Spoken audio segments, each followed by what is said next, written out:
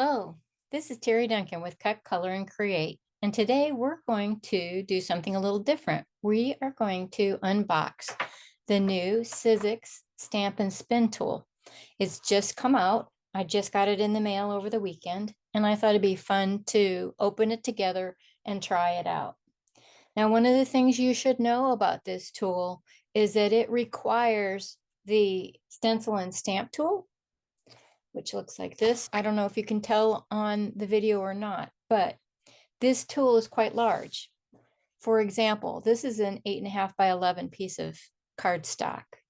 So that's one of the things I like about this tool. That's kind of why I use it a lot, because it is so big and you can use it for larger projects. I decided to try the new stamp and spin tool because I like the stencil and stamp tool so much.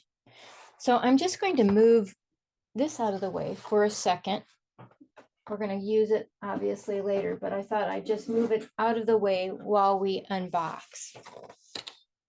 So as always, Sizzix has it packed really well in this sturdy box. And it's wrapped in plastic, so I'm going to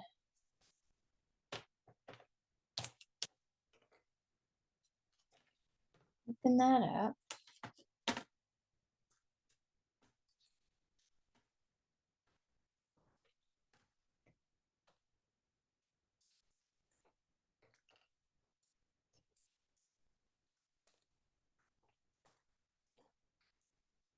It's a really unique shape. And it comes with instructions.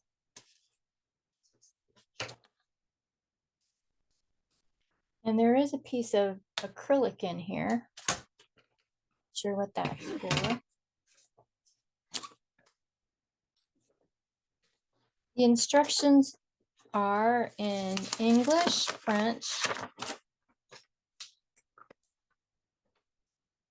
Spanish, and German. I'm not sure what these two are, IT and PT. So I'm just going to kind of follow along with the instructions. Maybe. So the first thing it shows is to get your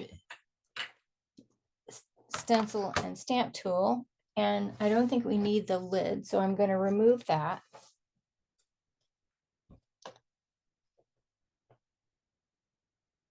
And as you can see, it's set up just like the lid is, with the mechanism to fasten it to the tool. Even though the instructions have this going to the left, I'm going to turn it to the right because I am right-handed. And then it looks like you put your cardstock down next. So I'm going to remove my backing paper here to release, or to, so we can use the grid paper.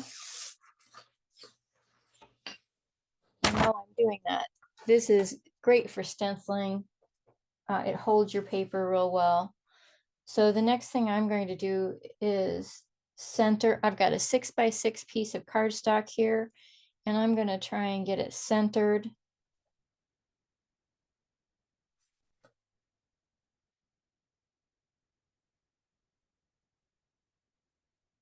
Yep, they are inch. So I've got that down.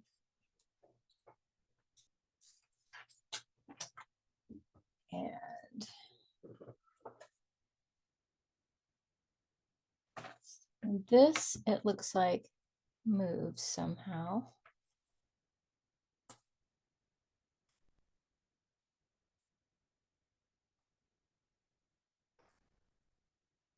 So the instructions show that it moves that way. I haven't figured out yet how.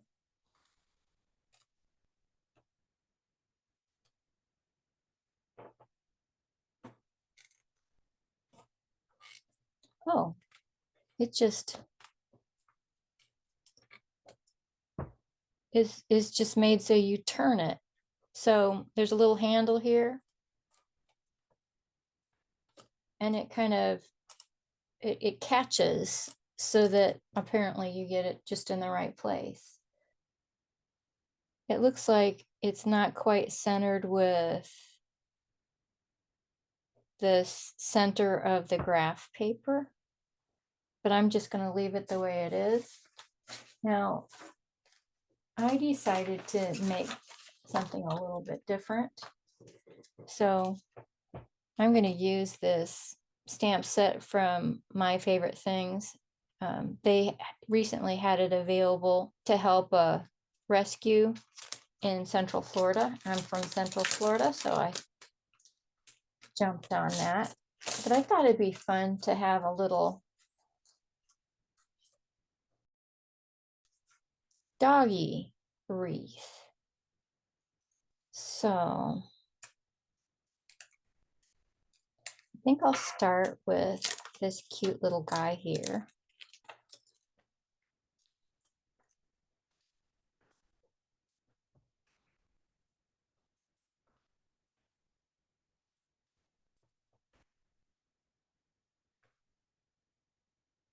I'm just going to place him right there.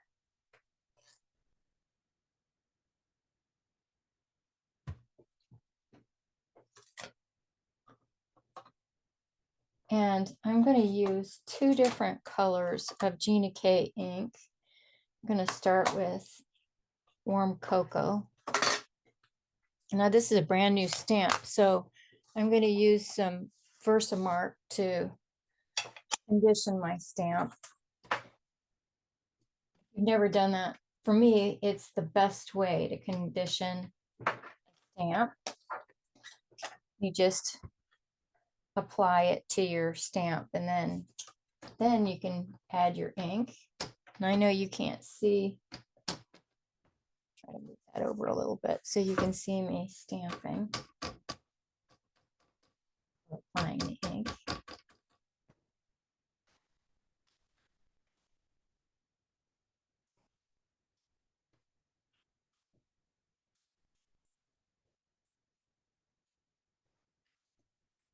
It does a really nice job. Okay, now. So if I do it there, that'll be too many of those little guys. So I'm gonna do it again. You can see it just kind of fastens in there. We're in the right position.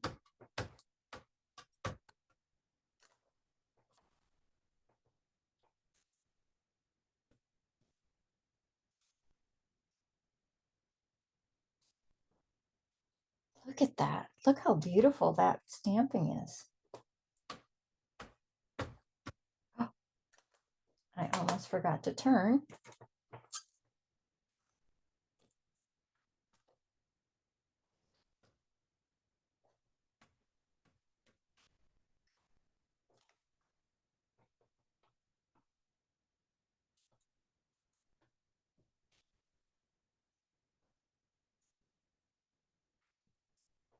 And the nice thing is if it didn't imprint, you got it right on the tool, so you can, just like a stamp positioning tool, you can do it again until you get it right.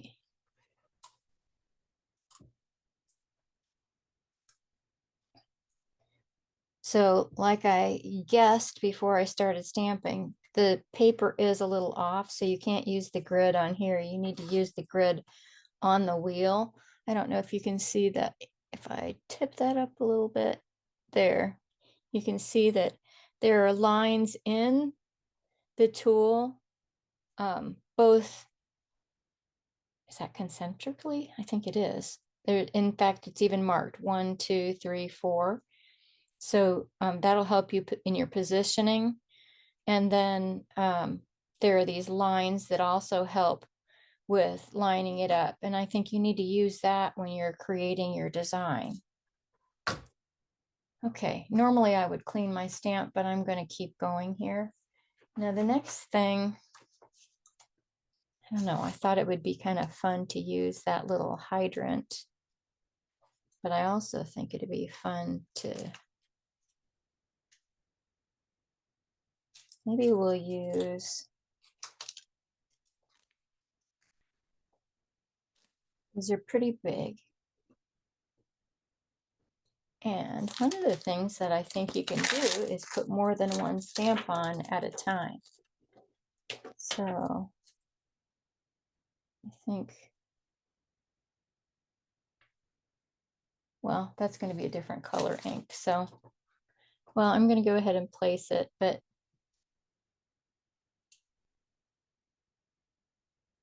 maybe that's too big.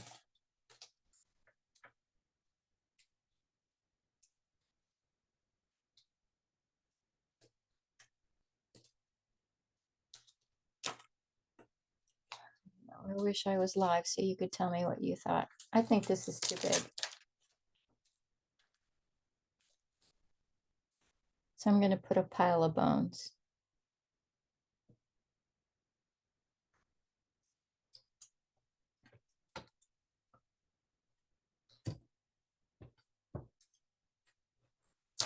And I'm going to condition both of those stamps real quick.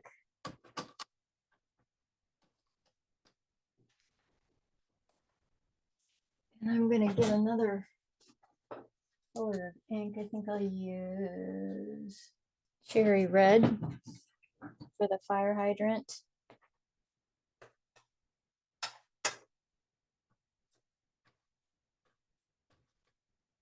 And I'm going to use charcoal brown for the bones.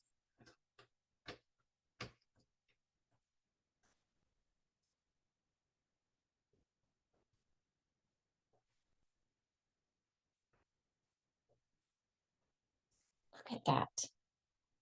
Amazing. Okay. Now again, I'm going to do this 2 turns. Nope. 4 turns.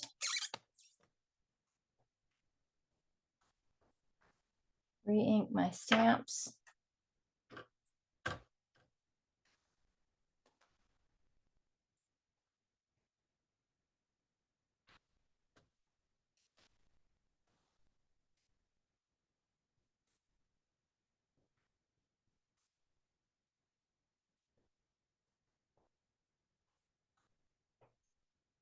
I am very impressed. I love the stamping quality. It's easy to use. You can create a large wreath.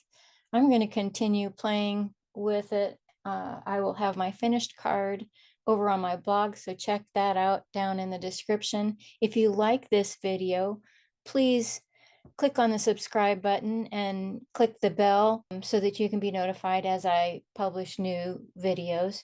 Thank you for joining me. I hope you enjoyed it. I did. See you next time. Bye.